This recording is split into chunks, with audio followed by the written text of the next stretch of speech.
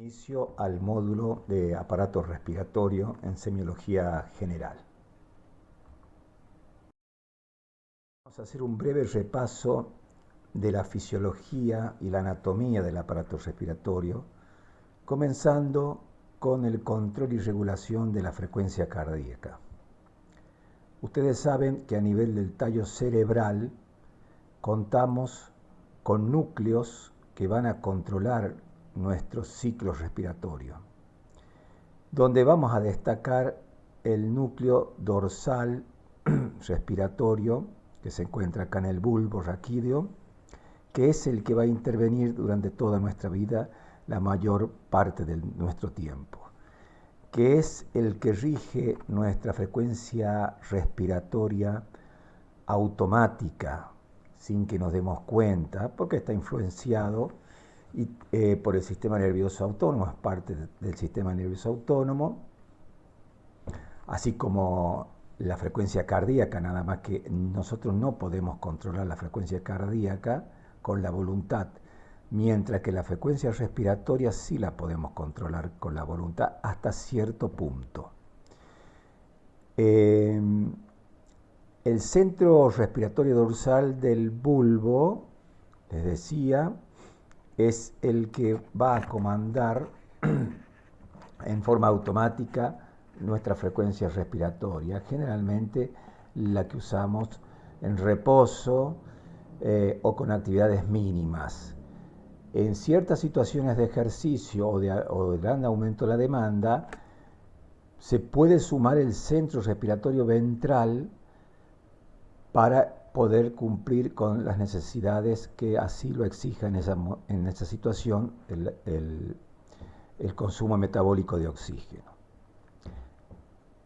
Las células del núcleo dorsal del bulbo, del centro respiratorio dorsal, reciben información estimulante de los quimiorreceptores ubicados en los cuerpos carotídeo y aórtico, quimiorreceptores particularmente sensibles a la presión parcial de oxígeno, mientras que a nivel del bulbo, ya a nivel central, vamos a decir que los otros son receptores periféricos, ya a nivel central, también tenemos receptores que van a estimular a este centro, conocidos como receptores o quimiorreceptores centrales, que ellos particularmente son sensibles a la presión parcial de dióxido de carbono y a la concentración de protones y su logaritmo inverso, que es el pH.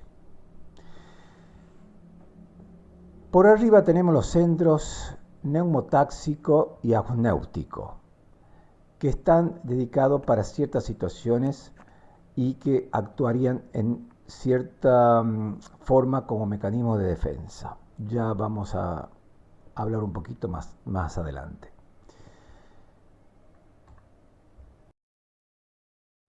Acá tenemos, por ejemplo, volviendo a lo que estábamos viendo en la placa anterior, en el callado aórtico, los quimiorreceptores aórticos, y en la bifurcación carotidia, los carotidios.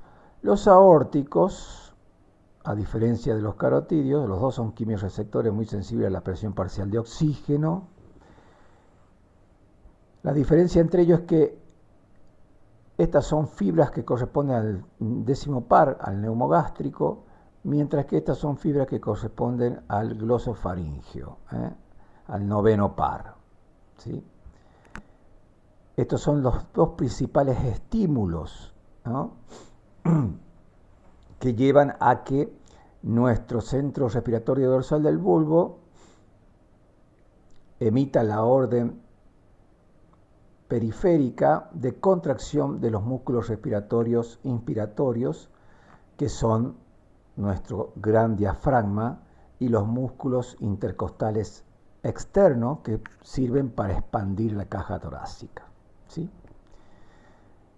Mientras que el núcleo ventral, que habíamos visto, ese núcleo ventral se suma, como dijimos, ante ciertas situaciones de aumento de la demanda, y sobre todo cuando tenemos que utilizar los músculos expiratorios. Los músculos expiratorios, que son principalmente los abdominales, recto anterior y oblicuos, y los intercostales internos. O sea, fíjense en ustedes qué situación será que necesitamos de músculos expiratorios para poder exhalar el aire que ingresó a los pulmones. Entonces, situaciones como asma, crisis agudas de asma, obstrucción severa de la vía aérea, EPOC, en esas situaciones se van a utilizar estos centros, principalmente en esas situaciones, este centro ventral que va a estimular a los músculos expiratorios. Pero también a nivel del músculo, del centro respiratorio, dorsal del bulbo, le llegan otras aferencias, otros estímulos. Por ejemplo, los receptores de estiramiento que se encuentran en la vía aérea, que detectan cambios en el calibre de los bronquios. Cuando está muy distendida la vía aérea, ¿sí?, emite un estímulo para que se inhiba la inspiración, de modo de hacer una protección sobre la vía aérea y evitar un barotrauma, ¿sí? También tenemos a nivel del parénquima pulmonar y sobre todo principalmente a nivel de los capilares e intersticio pulmonar, los famosos receptores J, que estos particularmente se ven estimulados en caso de aumento de la presión hidrostática capilar con edema del intersticio, como sucede en la insuficiencia cardíaca izquierda. Entonces, son una fuente importante de estímulo para aumentar la frecuencia respiratoria y el volumen corriente, porque seguramente ese paciente va a empezar con disnea.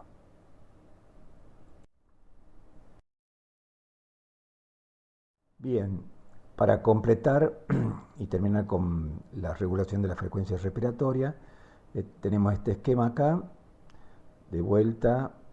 Acá tenemos las aferencias del décimo par a partir de los quimiorreceptores aórticos.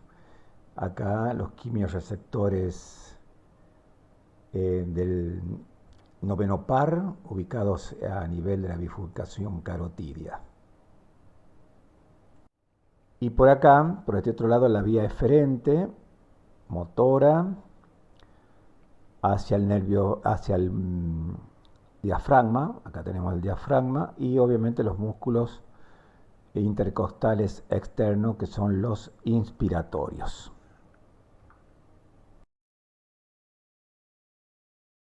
Gráfico, tenemos la anatomía resumida de la caja torácica, fundamental para el aparato respiratorio, ya que la misma está cerrada herméticamente y permanentemente está bajo presión negativa. La caja torácica necesita estar en presión negativa, por lo tanto, para ello debe estar herméticamente cerrada.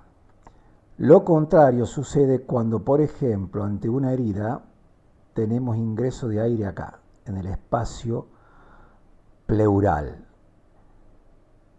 Entonces ahí ingresa presión positiva y colapsa el pulmón.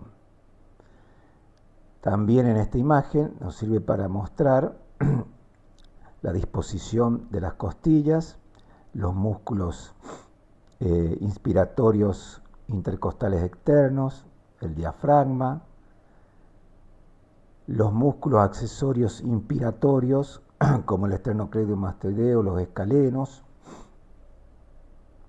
pero principalmente para recordarles la importancia de la indemnidad de la caja torácica y cómo todo trastorno de la caja torácica, en definitiva, va a llevar más adelante cuando veamos la insuficiencia respiratoria a través del mecanismo de hipoventilación alveolar. En este otro esquema también Reforzamos, acá tenemos los músculos intercostales externos, que son los inspiratorios, que nosotros cuando le pedimos al paciente inspire profundo, bien, son estos los que elevan y ensanchan la parrilla costal y de esa forma producen la especie de aspiración del fuelle. Junto, obviamente, con el diafragma, ¿no? Por este otro lado tenemos los músculos expiratorios o intercostales internos, ¿sí? Y los abdominales. Estos músculos, particularmente, son los que funcionan en el reflejo de la tos. Gracias a ellos es que podemos producir la tos.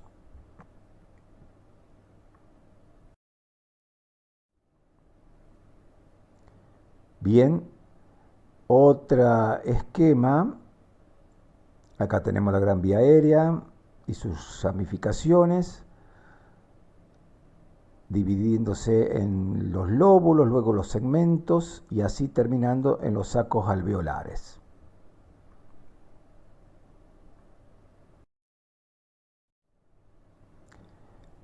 La división de la vía aérea. Desde su origen está la gran vía aérea o vía aérea superior, donde no hay intercambio gaseoso, donde tenemos los cartílagos para evitar el colapso de la misma. Va dividiéndose dicotómicamente generalmente hasta llegar al bronquiolo terminal o respiratorio. Se producen así 23 divisiones. Por la anatomía de la vía aérea, fíjense ustedes que le es muy fácil al aire ingresar desde un diámetro mayor hacia un diámetro menor de la vía. Pero al momento de salir, le cuesta más al aire. En condiciones normales eso no hay problema, pero si tenemos una obstrucción de la vía aérea, por ejemplo un broncoespasmo, entonces va a haber un impedimento a la salida del aire y se va a empezar a acumular aire en los sacos alveolares. Es así que se produce lo que se conoce como el atrapamiento aéreo, típico de las enfermedades pulmonares obstructivas crónicas, EPOC, donde tenemos que destacar la bronquitis crónica y el enfisema.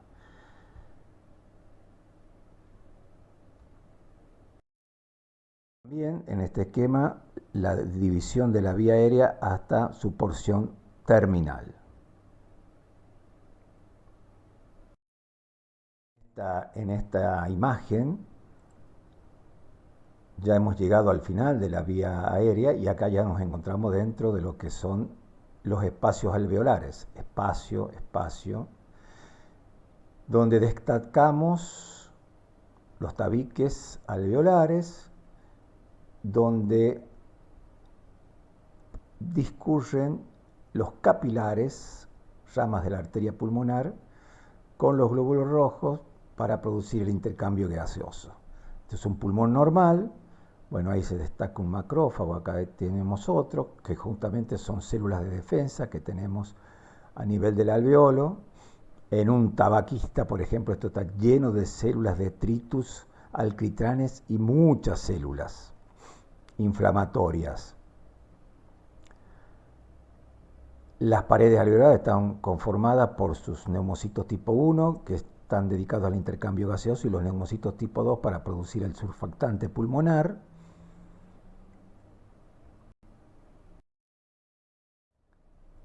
Y en este gráfico tenemos todos los volúmenes y capacidades de nuestros pulmones. Acá en el centro tenemos el volumen corriente, que es el volumen de aire que movemos en cada ciclo respiratorio en una respiración normal en reposo. Obviamente esto se puede incrementar en el ejercicio, por supuesto, en una situación febril, pero también en enfermedades tanto respiratorias, cardiovasculares, anemias, ¿sí? esto se puede incrementar para aumentar y dar lugar a cumplir con las necesidades metabólicas que exige la situación en ese momento. Volumen de reserva inspiratorio, ¿eh? Es el máximo volumen que podemos alcanzar en una inspiración profunda, cuando lo necesitamos. Y que nosotros usamos cuando le pedimos al paciente respire hondo, ¿eh? Bien hondo, entonces llega al límite máximo de inspiración. Por supuesto, en una persona con una patología pulmonar, esto va a estar muy disminuido, porque no va a poder inspirar profundamente como corresponde. Luego, en el opuesto, tenemos el volumen de reserva expiratoria, que es el máximo volumen que nosotros podemos expeler en una expiración. Sin embargo, a pesar de este volumen, fíjense en que en el pulmón siempre queda aire. ¿Sí? No se colapsa totalmente el pulmón en una expiración. Y eso se conoce con el nombre de volumen residual. Volumen residual es aquel volumen que queda contenido en los pulmones después de haber hecho una expiración máxima profunda. En las patologías crónicas obstructivas, que ya dijimos que cada vez se va atrapando más aire, entonces este volumen residual cada vez va haciéndose más grande. Y al ir haciéndose más grande va ocupando lugar y va limitando a los otros volúmenes. Fíjense en la doble complicación que va a tener este paciente. Esto les pido que repasen todo lo que estamos hablando, repasen del libro de fisiología y anatomía, por favor. La relación ventilación-perfusión nos habla del equilibrio que hay entre ambas fuerzas a través de los cuales se mueven los gases. Y es la función fundamental y para lo que están es justamente para eso, para el movimiento de los gases. En este esquemita vamos a tener representado en esta parte a la vía aérea. Acá vamos a tener representado a los sacos alveolares. Acá vamos a tener representado al intersticio, o lo que podemos conocer también como membrana alveolo capilar. Y acá a la circulación, con todos los capilares, obviamente, que son ramas de la arteria pulmonar. La unidad funcional respiratoria, fundamental, ¿sí? Siempre tengamos en cuenta, entonces, la ventilación, la posibilidad de que el aire ingrese y egrese hacia el pulmón. Luego, el espacio alveolar, fundamental, tiene que estar libre, vacío, lleno de aire. La zona de intercambio o intersticio, alveolo capilar, y obviamente la circulación. ¿Sí? La circulación que trae justamente la sangre sin oxígeno, entrega el dióxido, toma el oxígeno y vuelve a circulación permanentemente. ¿Sí? Esta es la unidad funcional respiratoria y que la vamos a ver siempre de distintos puntos de vista. Trastornos de la vía aérea cuando veamos problemas de asma, trastornos del parénquima cuando veamos neumonía, trastornos del intersticio, neumonías intersticiales, y trastornos en la circulación, por ejemplo, insuficiencia cardíaca izquierda, que sobrecarga este sistema retrógradamente, o hipertensión pulmonar, que sobrecarga el ventrículo derecho. Entonces, este gráfico es fundamental tenerlo bien presente.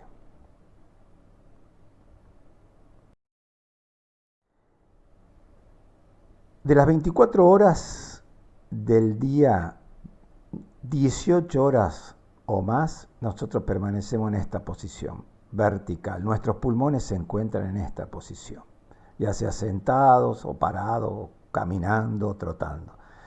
en esta posición, somos bípedos. Y en esta posición, los gases siguen la física de los gases, y los líquidos, la de los líquidos y de la gravedad. Por eso, fíjense en ustedes cómo está representado este alveolo, está más grande que este. ¿Por qué? Porque el aire siempre tiende a irse hacia arriba, por la gravedad. Y por lo tanto, la sangre, que es líquido, que es más denso, tiende a irse hacia abajo. Entonces, en esta parte del pulmón, en las bases, vamos a tener más circulación que perfusión, y acá vamos a tener más perfusión que ventilación, y acá vamos a tener más ventilación que perfusión. Pero si se dan cuenta ustedes, miren acá, siempre y todos con presión negativa. Ya dijimos que nuestra caja torácica, herméticamente cerrada, está dispuesta así porque siempre nuestros pulmones están expandidos gracias a la presión negativa. La presión negativa que se genera es una de las fuerzas mantenedoras de la estructura pulmonar, además obviamente de los tabiques, de los vasos sanguíneos, del tejido conectivo. Pero la principal fuerza mantenedora de la expansión pulmonar es la presión negativa del tórax. Entonces, ¿qué sucede en inspiración? Acá tenemos nosotros en un pulmón en reposo, y si inspiramos, se hace más negativa la presión, porque justamente al hacerse más negativa la presión, da posibilidad que ingrese el aire desde afuera hacia adentro. Entonces, fíjense en los vértices, la presión de por sí en reposo es mucho más negativa que las bases, porque obviamente por el efecto de la gravedad y de las físicas de los gases. Al inspirar, de menos 10 se va a menos 13, y en las bases de menos 2,5 a menos 5,5. En este gráfico muestra lo mismo, de otra forma. Fíjense en las presiones, acá tenemos las bases y acá los vértices. Como al inspirar se hace todo más negativo. Y al hacerse más negativo, da posibilidades que entre más volumen de aire. Entonces, cuando la presión más negativa hay, más volumen de aire ingresa a nuestros pulmones. Esto es fundamental. Y un neumotórax, por ejemplo, que va a romper con esta presión negativa, va a hacer que los pulmones se colapsen. Se colapsen.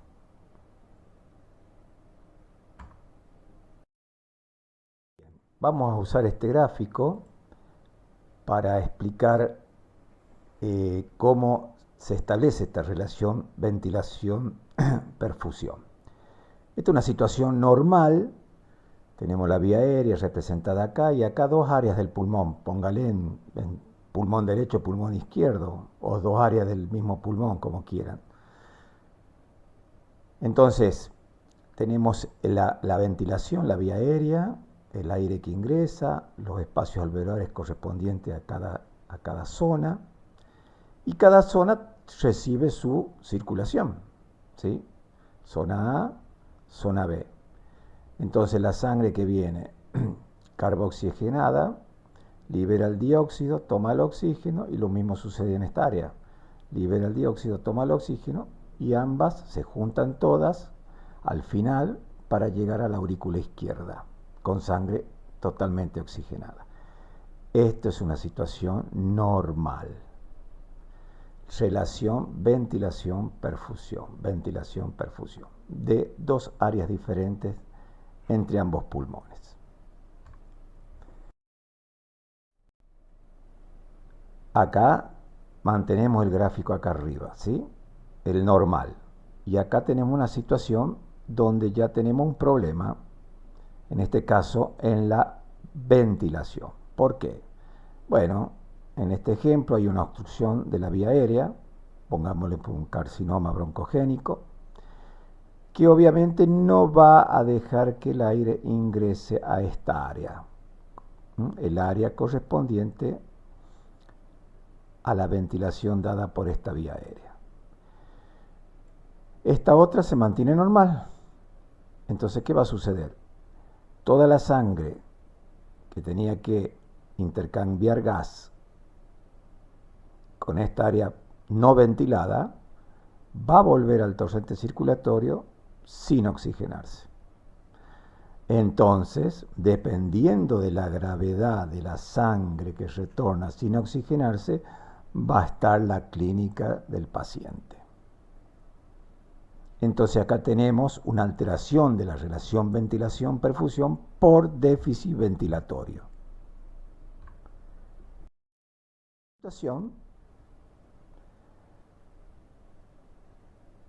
Ambas áreas están correctamente bien ventiladas, pero esta área ha sufrido una obstrucción en la perfusión. Por ejemplo, un tromboembolismo pulmonar, un émbolo que impactó y produjo una obstrucción de toda la circulación correspondiente al área A. Entonces la sangre, obviamente acá se va a agolpar y va a buscar distribuirse por otras áreas.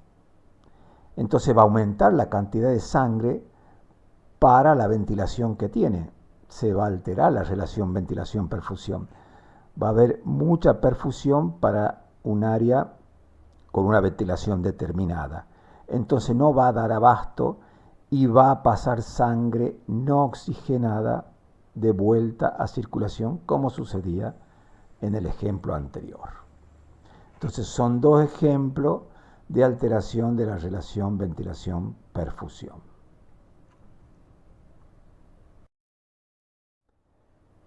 Acá lo mismo, acá tenemos una obstrucción total de la vía aérea que ventila esta área y obviamente toda la sangre que pasa por ahí no va a producir intercambio gaseoso y va a seguir no oxigenada volviendo a circulación sistémica.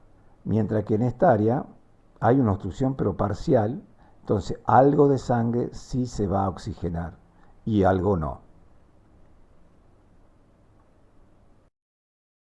En este esquema vamos a ver cómo influyen la física y las presiones de los gases de acuerdo al área del pulmón que estemos analizando.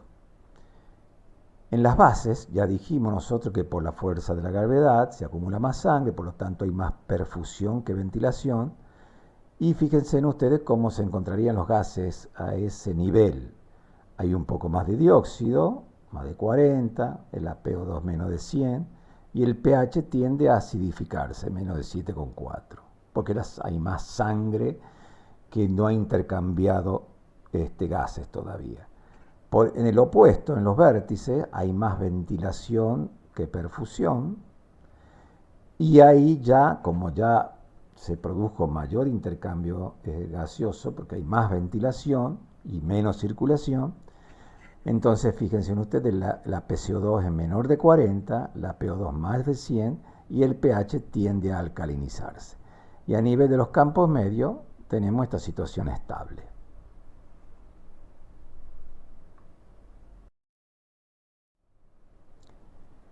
Diferencias regionales en el flujo. Bueno, ya venimos hablando de esto, ya hemos anticipado esta situación. En el ápex, en los vértices, la presión arterial pulmonar disminuye, porque ahí es donde llegan los capilares más chiquitos, y porque hay más ventilación, y al haber más ventilación, más presión negativa. Entonces la presión dentro de los capilares, la presión hidrostática, está más disminuida a ese nivel. Pero sin embargo, estos pequeños vasos están más distendidos por la gran ventilación que hay. Por lo tanto, tienen un poquito mayor de resistencia. En las bases, por el contrario, la presión hidrostática, al haber más circulación, está aumentada, la presión hidrostática dentro de los vasos. Sin embargo, los vasos son más distensibles, por lo tanto la resistencia está disminuida en las bases.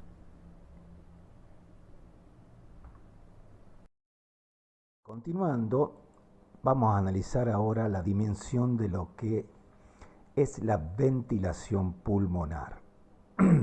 Hay muchas definiciones de ventilación pulmonar, pero a mí particularmente me gusta esta, como al conjunto de procesos que hacen fluir el aire entre la atmósfera y los alveolos pulmonares a través de los movimientos alternantes de la inspiración y la expiración. O sea, el fuelle torácico, la inspiración, que es con gasto de energía, con contracción muscular, y la expiración, que es pasiva por relajación, ¿sí? Eso hace que ingrese y salga el aire. La ventilación pulmonar entonces está directamente relacionada, por supuesto, a la orden del sistema nervioso autónomo, pero a la indemnidad de la parrilla costal, de la caja torácica, del funcionamiento muscular, de las articulaciones costocostales y costovertebrales, de la permeabilidad de la vía aérea, ¿sí? Entonces, eso lleva a que se mueva el aire, ingrese y egrese, ingrese y egrese. Entonces, fíjense ustedes que con ese solo movimiento todas las estructuras que deben de funcionar correctamente. La alteración de la ventilación pulmonar, después lo vamos a ver con insuficiencia respiratoria, es uno de los grandes mecanismos que llevan a insuficiencia respiratoria y que se conoce como hipoventilación alveolar. Por eso me detengo en este punto, porque además la hipoventilación alveolar es el único de los mecanismos de insuficiencia respiratoria que acumulan dióxido de carbono, porque es el único mecanismo en el cual el dióxido no se va. En todos los otros mecanismos, el dióxido sale fácilmente. Todos los otros mecanismos, por supuesto, tienen problemas para el oxígeno. Pero el único mecanismo que, además de tener problemas para el oxígeno, tiene problemas con la eliminación del dióxido de carbono, es la hipoventilación alveolar, así se llama. Muy bien, entonces, fíjense ustedes todo lo que tenemos que tener en cuenta para una correcta ventilación, simplemente para que suceda esto, para que fluya el aire entre la atmósfera y los alveolos, entre la atmósfera y los alveolos, y de los alveolos a la atmósfera, a través de dos movimientos simples, uno de inspiración y otro de relajación o expiración.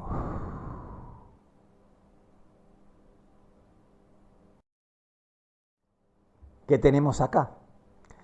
Acá tenemos señalado con esta línea de doble flecha, que quiere decir que va para un lado y para el otro, ingreso y egreso, acá está simplificada la ventilación pulmonar. Acá tenemos tres situaciones: una ventilación pulmonar normal, hipoventilación alveolar, una flecha flaquita, hiperventilación, acá está ventilando de más, por lo tanto acá se va a eliminar mucho dióxido de carbono, Muy bien. Por eso aquellos estados de hiperventilación por estrés, por ejemplo, se lava mucho dióxido y eso produce mareo. Por eso muchos dicen, hay que dejar de respirar, hay que hacer una apnea profunda, se retiene dióxido y se pasa esa situación de mareo estacional. Bueno, miren las causas de hipoventilación alveolar.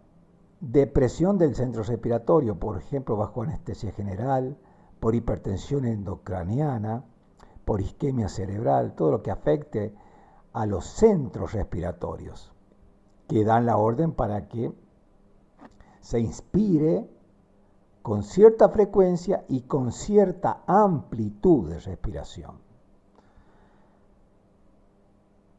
Alteración de los músculos respiratorios, todo lo que afecte a los músculos respiratorios, desde la conducción nerviosa, traumatismo de la médula, fíjense, ¿por qué un traumatismo de la médula? Un traumatismo de la médula que afecte todo lo que es los nervios intercostales que inervan a los músculos intercostales y vamos a tener problemas.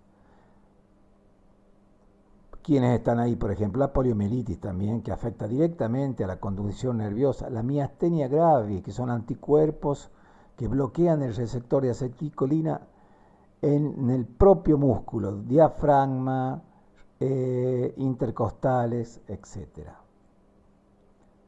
Disminución de la motilidad torácica, miren, porque una gran artritis con anquilosis de las articulaciones, no se pueden mover las costillas sobre las vértebras, no se puede expandir la caja torácica, deformidad de la caja torácica, hay enfermedades, por ejemplo, Duchenne, pecto en quilla, tórax en quilla, o pectum carinatum se llama también, aplastamiento de la caja torácica, sifoescoliosis severas, hernias del diafragma, todo, fíjense, altera la caja torácica que habíamos hablado. O también puede estar comprometido el pulmón directamente por un gran derrame pleural o por aire, por un neumotórax.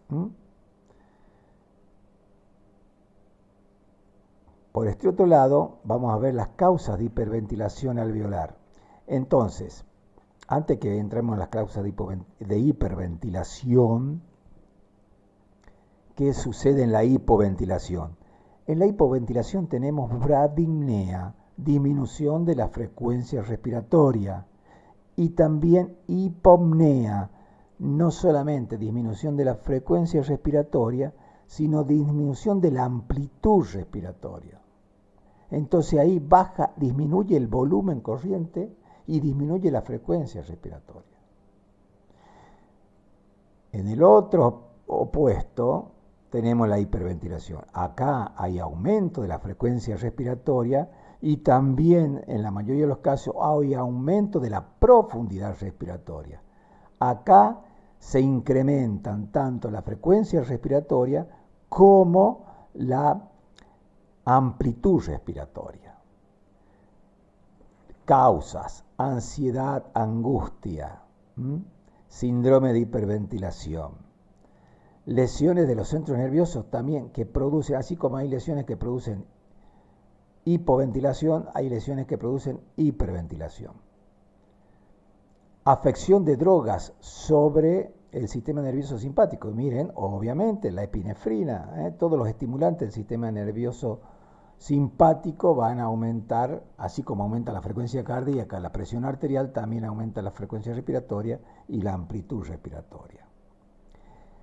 El hipertiroidismo, por supuesto, obviamente, porque aparte hay una gran demanda metabólica.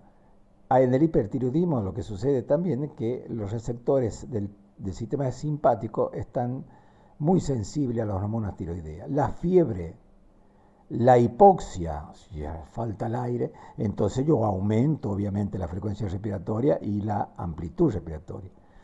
Y acá tenemos la famosa acidosis metabólica, de la cual destacamos la cetoacidosis diabética, donde al haber tanto protón disminuye mucho el pH y hay una gran estimulación de los centros quimiorreceptores centrales. ¿Se acuerdan que eran muy sensibles al dióxido de carbono y al pH? Entonces se produce una gran polipnea, aumento de la frecuencia y de la amplitud respiratoria. Entonces es la única forma de lavar mucho dióxido, de eliminar mucho dióxido, para de esa forma disminuir el ácido carbónico y que disminuya la acidosis. Fíjense, en estados de dolor, importante dolor, también producen hiperventilación.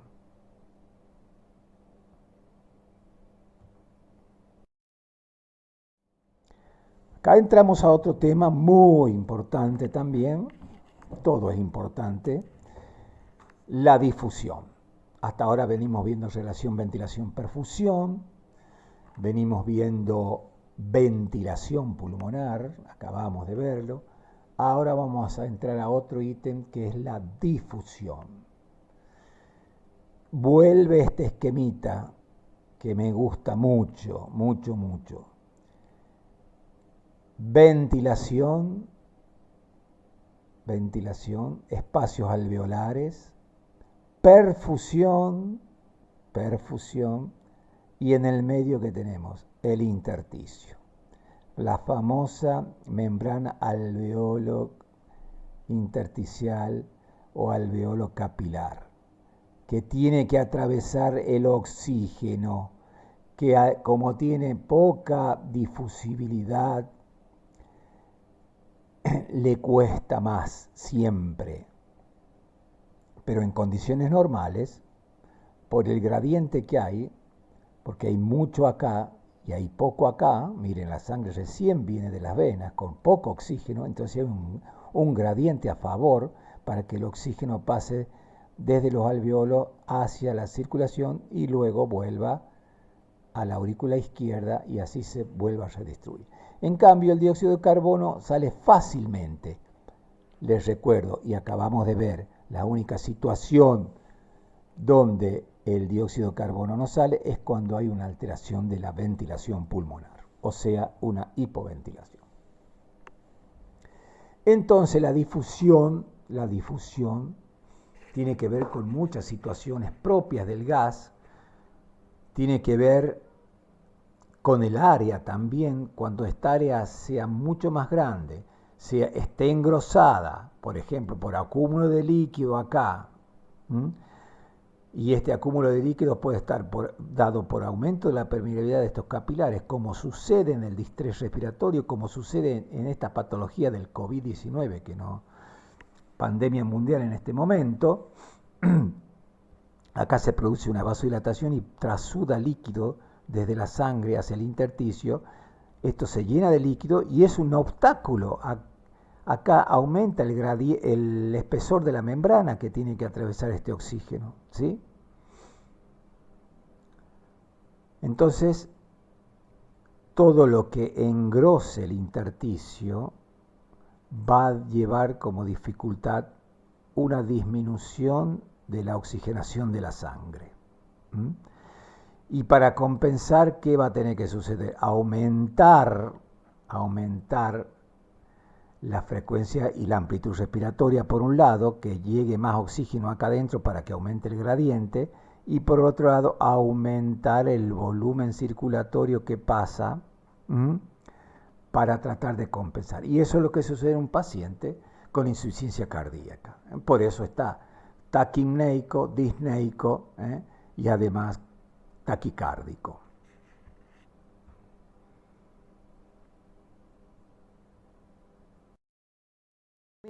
Lo mismo que acabamos de ver en el gráfico anterior, desde otro punto de vista, que tenemos acá espacio alveolar con todos los oxígenos, ¿no es cierto?, representados, presión alveolar de oxígeno aproximadamente 155 milímetros de mercurio, la membrana basal del alveolo que hay que atravesar, el intersticio que está compuesto de fibras elásticas, de fibroblasto, de colágeno, algunas células macrofágicas y muy escaso líquido. La membrana basal del capilar, y acá adentro está el capilar, y dentro del capilar pasa un glóbulo rojo en fila india. Entonces, miren todo lo que tiene que atravesar el oxígeno para llegar desde el alveolo hasta la hemoglobina y fijarse una molécula de oxígeno con un hierro del grupo M.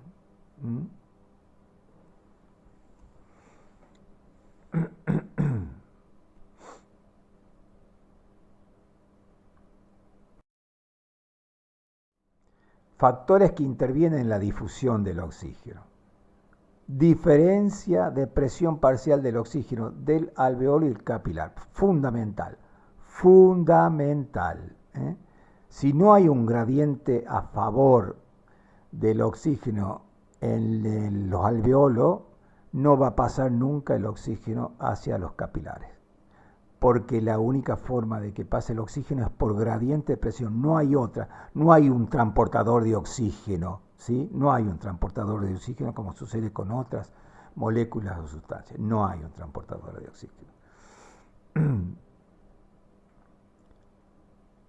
Del área de difusión, fíjense, si nosotros abrimos todos los alveolos y los extendemos así en una superficie plana, más o menos vamos a lograr alcanzar 70 metros cuadrados.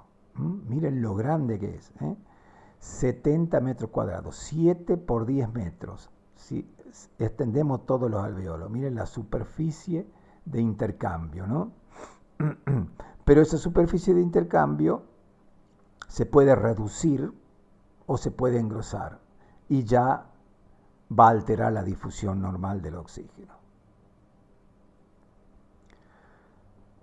Entonces, gradiente de presión, área, superficie,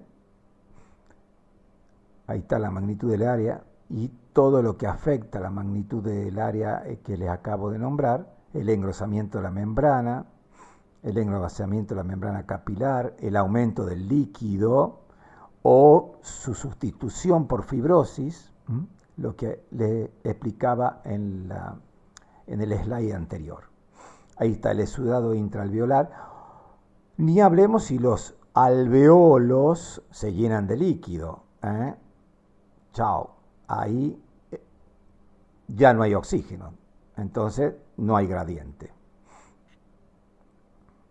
Y por último, miren qué importante, características de la membrana del eritrocito y de la hemoglobina, porque puede estar todo bien hasta acá, un buen gradiente, una buena superficie, no hay líquido en el intersticio, el oxígeno llega acá, sin embargo, por un lado me faltan glóbulos rojos que me lo lleven al oxígeno, por ejemplo pacientes con anemia, o bien tengo metahemoglobina.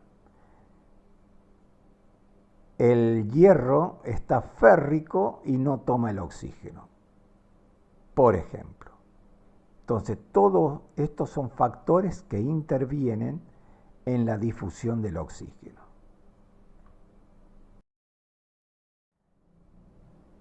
Con respecto a la presión parcial es fundamental y que en la difusión del oxígeno dijimos por el gradiente. Miren, presión atmosférica de oxígeno, presión en los alveolos, presión en la sangre.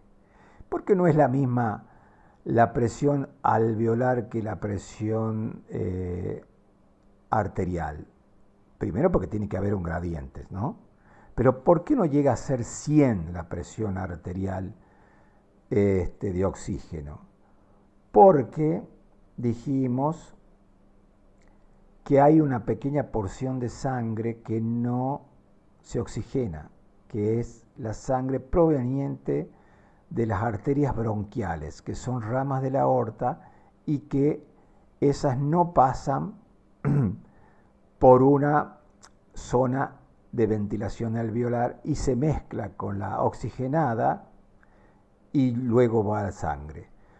Por eso existe esta pequeña diferencia que puede ser de 95 a 100 hasta la máxima, normalmente es de 98 a 100, 99, 97, ¿sí?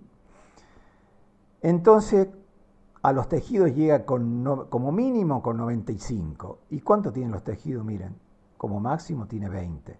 Entonces pasa rápidamente pasa el oxígeno por gradiente desde la sangre arterial hacia los tejidos.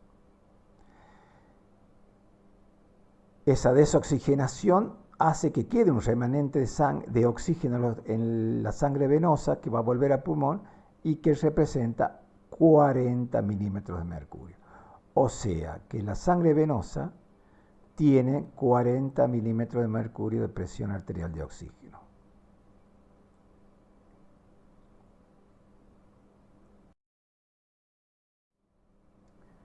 Bueno, acá tenemos los mismos que acabamos de ver. Presión arterial de oxígeno atmosférico, siempre al nivel del mar, que es lo ideal. Eso equivale a un porcentaje de fracción inspirada de oxígeno del 21%. ¿Qué significa esto? Un metro cúbico, 1 por 1 por 1, de aire atmosférico contiene 21% de oxígeno y eso equivale a una presión de 155 milímetros de mercurio. ¿Sí? Obviamente eso va disminuyendo hasta llegar al límite inferior, que es de 40, que es el oxígeno que se encuentra en sangre venosa.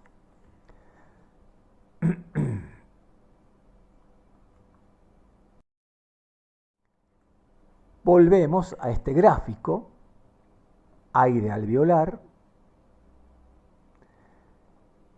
surfactante, acá están los neumocitos tipo 1, la membrana basal del alveolo, esto que yo voy señalando ahí, en negro. Esto, que está como un naranja rosado, es el intersticio. Esto otro negrito es la membrana basal del capilar, las células planas endoteliales, capilares, y adentro el glóbulo rojo. Entonces miren lo fundamental que es esta parte, esta sección, conocida como la membrana alveolo capilar.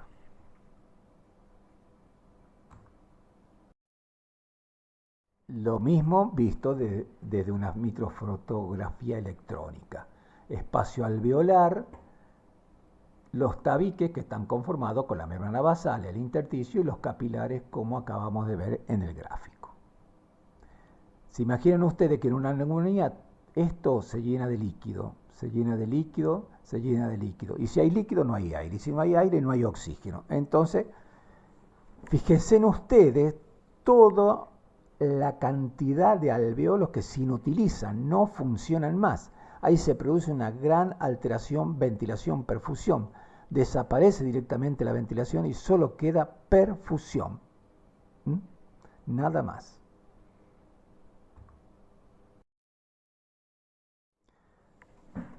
Bien, miren qué interesante esto,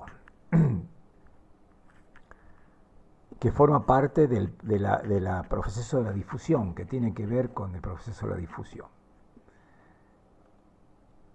La difusión, ¿sí?, tarda, una difusión normal tarda, ¿cuánto? 0,25 segundos. En 0,25 segundos se han oxigenado todos los glóbulos rojos que han pasado por esa unidad. ¿Sí? Sin embargo, el proceso termina a los 0,75, o sea, queda 2 mitades más todavía, 2 tercios, para que se siga produciendo difusión. Pero ya están listos, ya está oxigenada la sangre. ¿Esto para qué está hecho? Es un mecanismo de compensación. Es un mecanismo de compensación. Miren, analicemos este cuadro. ¿Qué tenemos acá? Sangre venosa, ¿sí? 40 milímetros de mercurio de oxígeno. Muy poco oxígeno, muy poco oxígeno. Ahí está, la PO2, muy poco, 40. Ya sabemos nosotros que en el alveolo tenemos 100. Entonces, cuando llega a la zona de intercambio gaseoso, ya en los primeros 0,25 segundos, todos los glóbulos rojos están con el 100% ya. Listo, oxigenaditos. Y listo para volver a sangre arterial. Sangre arterial, ahí tienen 100 milímetros de mercurio. ¿Sí? Sangre en los capilares de salida. ¿Sí?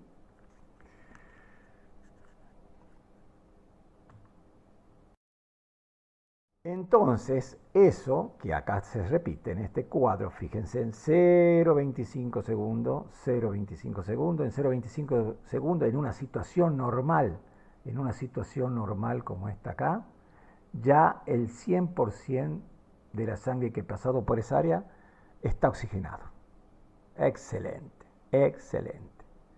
Pero si tuviésemos una disfunción alveolar leve, por ejemplo, líquido, o engrosamiento del intersticio, o edema del intersticio, fíjense ustedes, lo mismo podemos llegar a saturar el 100%, pero ya utilizando todo el tiempo. Entonces, esos 0,50 estaban para reserva, para compensar. Entonces, en estas situaciones, se utiliza todo el tiempo para lograr alcanzar el 100% de saturación y de presión arterial de oxígeno. Pero ya si el daño es severo, por más tiempo que haya, no se consigue el objetivo. Excelente este cuadro, excelente.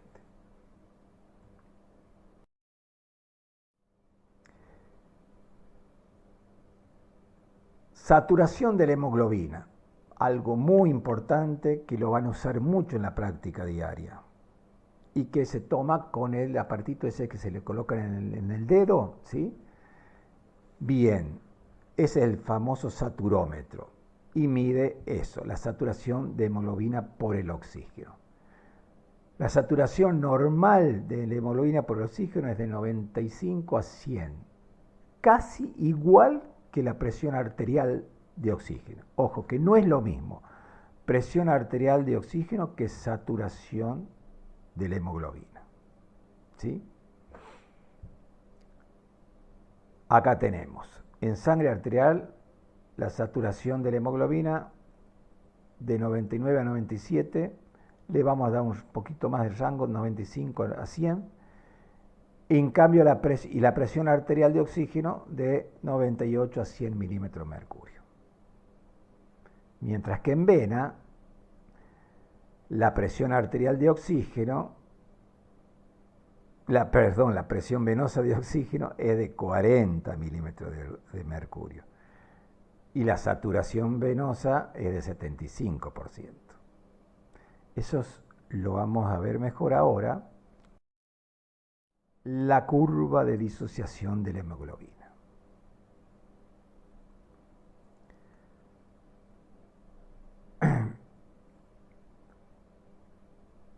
Esta curva explica lo siguiente. Con presiones de oxígeno de entre 60 y 100, yo tengo saturada el 90 al 100% de la hemoglobina. Entonces, fíjense ustedes que no tiene nada que ver una cosa con la otra. Y esto es fundamental, conocer esta curva de disociación. ¿Por qué? Por los valores de la saturación. Porque yo voy a usar el saturómetro en la práctica diaria, en una sala, en un consultorio, y si tengo un paciente con 90% de saturación de oxígeno, quiere decir que en sangre ese paciente tiene una presión arterial de 60 milímetros de mercurio. Y eso ya es insuficiencia respiratoria. Entonces, rápidamente yo ya puedo ir colocándole oxígeno a ese paciente hasta que lo derivo a un centro de mayor complejidad donde le van a hacer gases en sangre arterial, que es lo que realmente hace el diagnóstico de insuficiencia respiratoria, que ya vamos a ver en el próximo tema. Por eso adquiere gran importancia esta curva de disociación de la hemoglobina. Disociación, ¿de qué estamos hablando cuando hablamos de disociación? Disociación es disociarse, separarse, dividirse. Muy bien. ¿Quién se disocia acá? La hemoglobina del oxígeno. A nivel tisular, la hemoglobina, que viene en la sangre arterial, en los capilares, viene saturadísima de oxígeno, 95, 98, 100% saturada. ¿sí? Pero como los tejidos, están en una situación de acidosis porque ellos están generando dióxido de carbono por el metabolismo aeróbico de la glucosa que usan las mitocondrias para las funciones celulares, entonces hay un gran aumento de dióxido de carbono local. Eso hace que aumente los protones y caiga el pH, que aumente el 2,3-difosfoglicerato a nivel local. Entonces, eso me produce cambios moleculares en la hemoglobina que hace que la misma pierda la afinidad por el oxígeno y me lo entregue a los tejidos. Entonces, ahí se desatura la hemoglobina y le pasa el oxígeno a los tejidos y toma dióxido de carbono por una parte. Ahí entonces se transforma en sangre venosa. ¿Sí? En cambio, miren, si nosotros tuviésemos una saturación de hemoglobina del 50%, estamos con una presión arterial de oxígeno de 27-30, incompatible con la vida. Por eso es muy importante conocer esta curva de disociación de la hemoglobina. La temperatura, por ejemplo la fiebre, también hace que la curva se desvíe hacia la derecha, o sea que la hemoglobina ceda rápidamente el oxígeno a los tejidos. Eso también se conoce como efecto Bohr. En los pulmones sucede lo inverso. En los pulmones sucede lo inverso. En los pulmones la curva se viene hacia acá. Aumenta la afinidad de la hemoglobina por el oxígeno para tomarlo y llevarlo y distribuirlo. ¿Y por qué aumenta? Y porque en los pulmones, apenas llega la sangre al pulmón, elimina dióxido. Entonces, en el pulmón tenemos lo inverso a esto. Disminuye la PCO2, disminuyen los protones, disminuye el 2,3-difosfoglicerato y la hemoglobina toma rápidamente el oxígeno y se lo lleva y lo distribuye en toda la economía.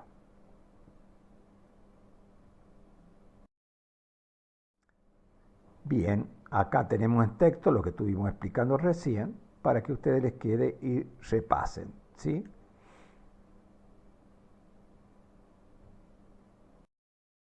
El efecto Bohr, que se determina por el incremento de ácidos o dióxido de carbono, eso hace que disminuya el plasma y se desplace la curva hacia la derecha cediendo el oxígeno, la hemoglobina a los tejidos. Hay una situación compleja que es la metahemoglobina. Generalmente se produce metahemoglobina en la intoxicación con monóxido de carbono, por ejemplo, o con cianuro, o hay unas situaciones de metahemoglobina congénitas por déficit de enzimas de oxidorreducción que hacen que el hierro férrico no se transforme en ferroso. El hierro férrico no acepta el oxígeno. El hierro férrico no acepta el oxígeno. Entonces estas enzimas de oxidorreducción hacen que el hierro se encuentre en estado ferroso. Este es el estado ideal para que el hierro tome el oxígeno. Si el hierro no está en ferroso, no toma el oxígeno.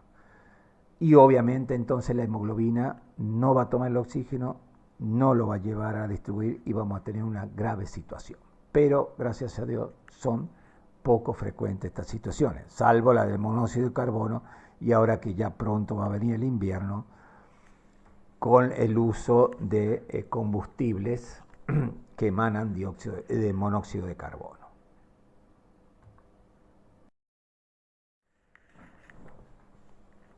Acá vamos a ver ahora la circulación pulmonar. Breves puntos importantes de la circulación pulmonar para que ustedes tengan presente.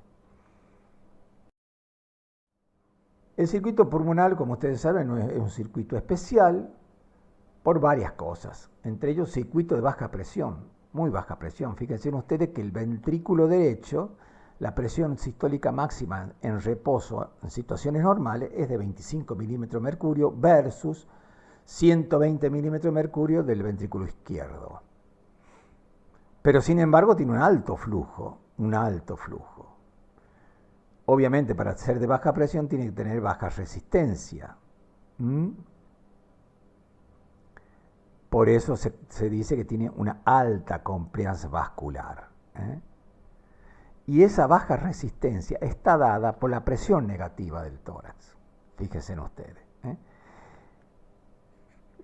La presión negativa del tórax que se produce en la inspiración es lo que atrae el retorno venoso. ¿Sí? La principal fuerza por la cual retorna la sangre hacia el corazón es la presión negativa del tórax. Luego, después se agregan la bomba muscular, aquella donde los músculos comprimen las venas de los miembros inferiores para estrujar la sangre e ir derivándola hacia arriba. Pero la principal fuerza es la presión negativa del tórax. Los vasos pulmonares, o sea, aquellos dependientes de la arteria pulmonar, las ramas de la arteria pulmonar, que terminan en los capilares que estuvimos hablando, ante la disminución de la presión parcial de oxígeno, producen vasoconstricción. Es una característica especial del pulmón. Entonces, todas aquellas situaciones con hipoxia van a producir vasoconstricción del pulmón. Y si se produce una vasoconstricción de los vasos pulmonares, va a haber un aumento de la presión de la arteria pulmonar y una sobrecarga sobre el ventrículo derecho.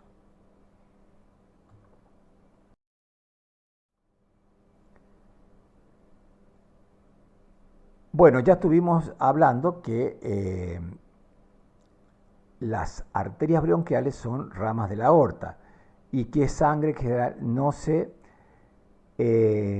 oxigena y se mezcla con la otra. Se oxigenará después cuando vuelva como sangre dependiente de la arteria pulmonar. ¿Sí? Bueno, ahí tienen, por ejemplo, las arterias bronquiales, que las ramas, estas en realidad son las intercostales, pero de las intercostales salen las arterias bronquiales e ingresan al tórax.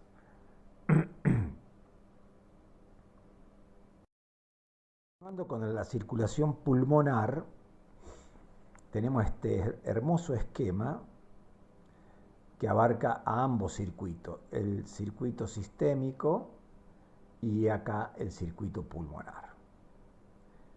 Circuito pulmonar que comienza con la llegada de la sangre venosa desde la vena cava superior y la cava inferior, sangre que llega debido a la presión negativa del tórax generada por la inspiración. Luego esta sangre venosa con poco oxígeno, mucho dióxido, pasa al ventrículo derecho, el cual la envía a través de su sístole por la arteria pulmonar hacia los pulmones. Presión sistólica del ventrículo derecho en reposo, máxima 25 milímetros de mercurio, en ejercicio 30 milímetros de mercurio, comparada con la presión sistólica del ventrículo izquierdo, que en reposo máxima normal de 120 milímetros de mercurio. Ya en la arteria pulmonar, la presión se mantiene de 25 la sistólica y 8 la diastólica. En la aorta, 120 la sistólica, 80 la diastólica, que es la presión arterial normal. La arteria pulmonar se subdivide en muchas ramas hasta que llega a su mínima expresión, que es el capilar pulmonar, cuya presión hidrostática normal es de 7 milímetros de mercurio, también conocida como la presión Weiss o presión de enclavamiento pulmonar. A partir de ahí, hasta ahí, La sangre esta era venosa, con poco oxígeno, mucho dióxido. Se produce el intercambio gaseoso, que ya tanto vinimos hablando, y acá ya se forman las vénulas con sangre oxigenada, que van a llegar a la aurícula izquierda en 4 venas, de ahí al ventrículo izquierdo y luego a los tejidos, sangre oxigenada, con una presión parcial de entre 97 y 100 milímetros de mercurio, lo mismo que la saturación. Entonces, la presión mínima normal del capilar pulmonar es de 7 milímetros de mercurio.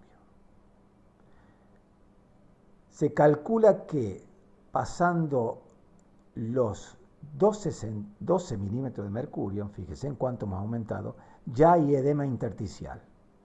Pasando los 20 milímetros de mercurio ya hay extravasación de glóbulos rojos de los capilares pulmonares a los alveolos, y por eso en el edema pulmonar cardiogénico, porque tenemos una insuficiencia cardíaca acá, entonces se me acumula la sangre acá y me aumenta la presión del capilar pulmonar, ahí voy a tener una severa disnea y voy a tener hemoptisis también, que ya vamos a ver próximamente.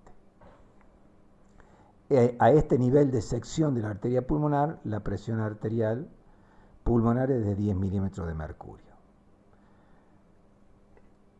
Hay una vieja clasificación que sigue muy vigente de la hipertensión pulmonar, que la clasifica en precapilar, aquella hipertensión pulmonar deviniente de todas causas que comprometen el árbol vascular de la arteria pulmonar y o del parénquima pulmonar, por ejemplo, fibrosis pulmonar, neumotora, enfisema, etc. Todo eso va a hacer que aumente la presión retrógrada hacia el ventrículo derecho, generando lo que se conoce como cor pulmonar.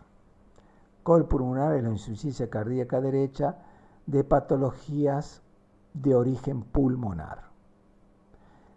Pero también tenemos insuficiencia cardíaca derecha por insuficiencia cardíaca izquierda.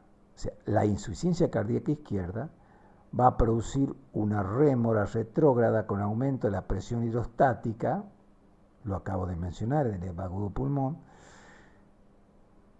que va a llevar en definitiva a un aumento de la presión en el circuito pulmonar y va a sobrecargar la función del ventrículo derecho.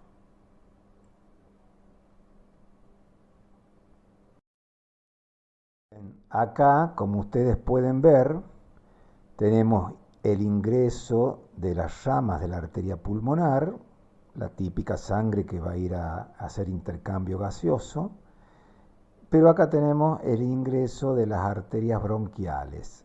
No van a hacer intercambio gaseoso y se van a mezclar con la sangre ya oxigenada que vienen y se juntan, se mezclan y van así a ir a la aurícula izquierda.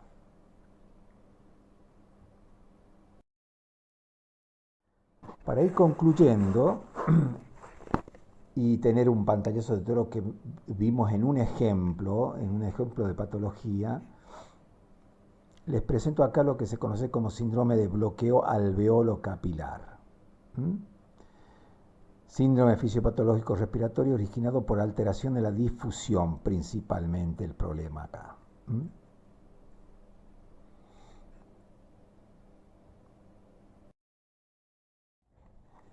Tenemos estos dos cuadros que vamos a analizarlo detalladamente.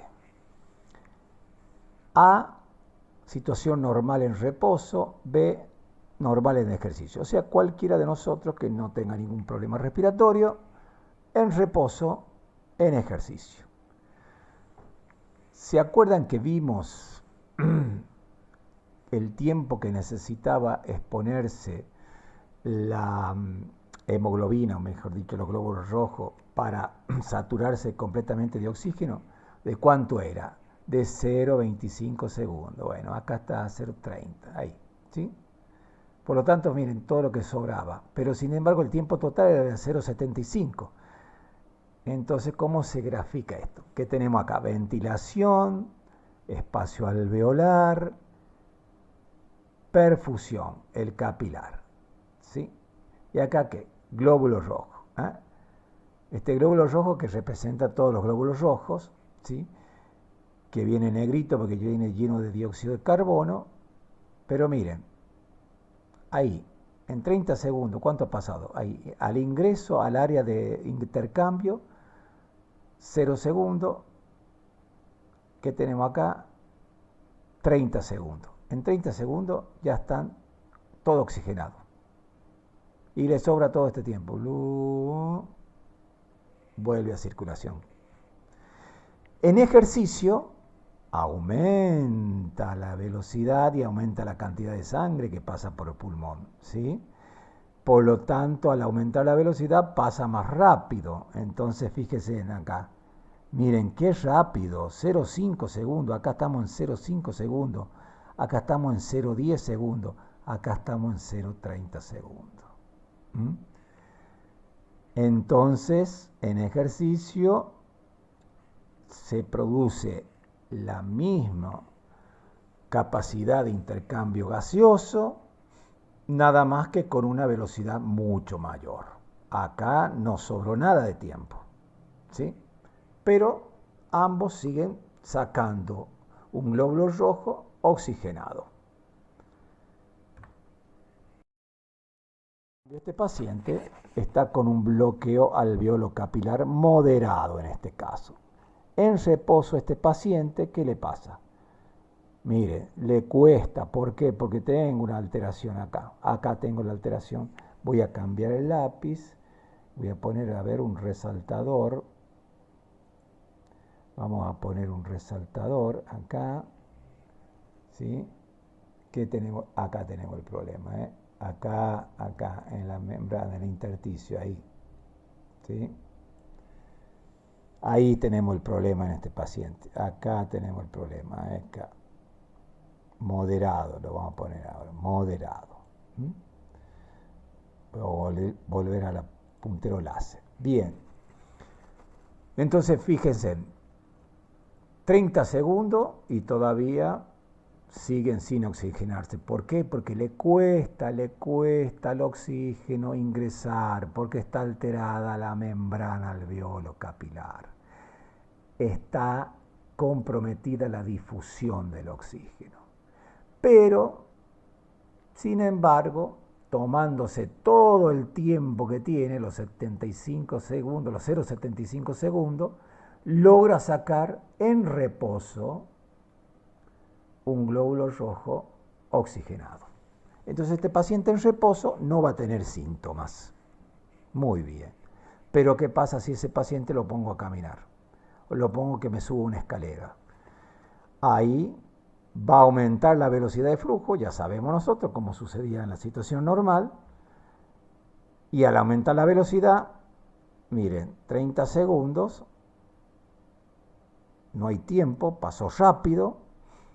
Y entonces, ¿cuál es el producto? Me está saliendo un glóbulo rojo o glóbulos rojos todavía con dióxido de carbono y que no se han oxigenado plenamente. Entonces este paciente va a tener clínica. Y acá nos vamos al caso extremo.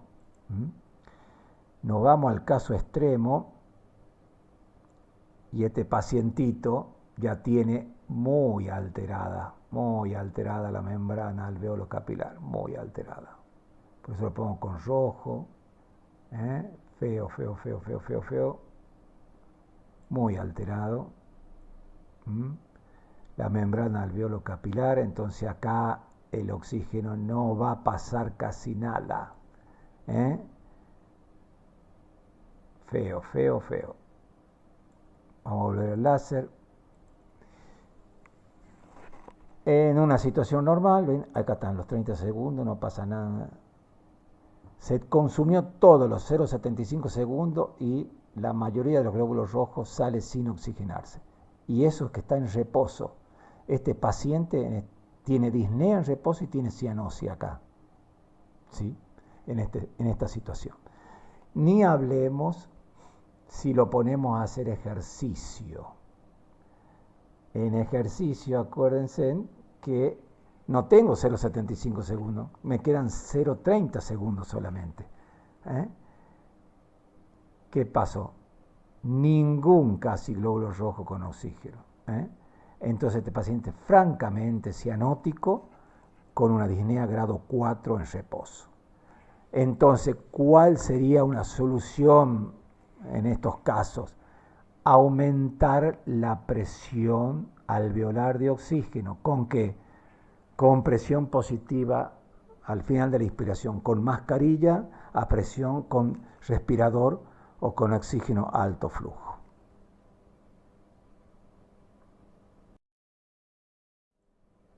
Resumiendo entonces, partimos en un paciente con este bloqueo alveolo capilar leve a moderado. Al principio le va a generar una disminución de la presión parcial de oxígeno, ¿se acuerdan?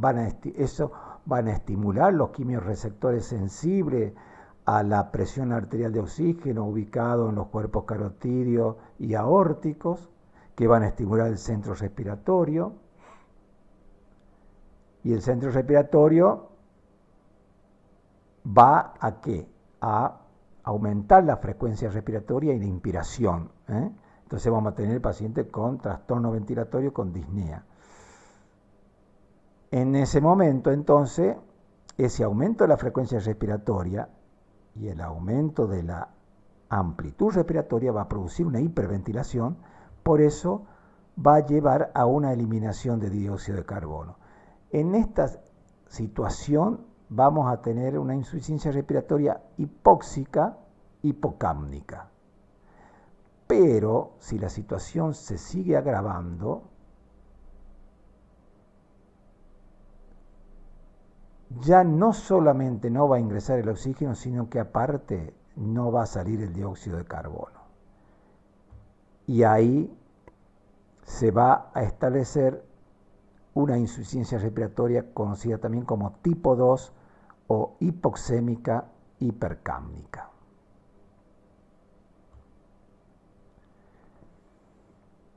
Concluyendo en la acidosis. Concluyendo en la acidosis con una gran estimulación del centro respiratorio. Bueno, acá, como ya dijimos, la situación amerita una intervención extrema de colocar un respirador. Una de las manifestaciones como signo que vamos a encontrar en este síndrome de bloqueo alveolo capilar es esta coloración azulada de piel y mucosa que se llama cianosis y que la vamos a ver más adelante en el curso. Espero haber sido lo más claro posible. Escuchen y lean tranquilamente, hagan esquemas, dibujen, lean el libro de Semio con el libro de Fisio y Anatomía al lado. Muchas gracias.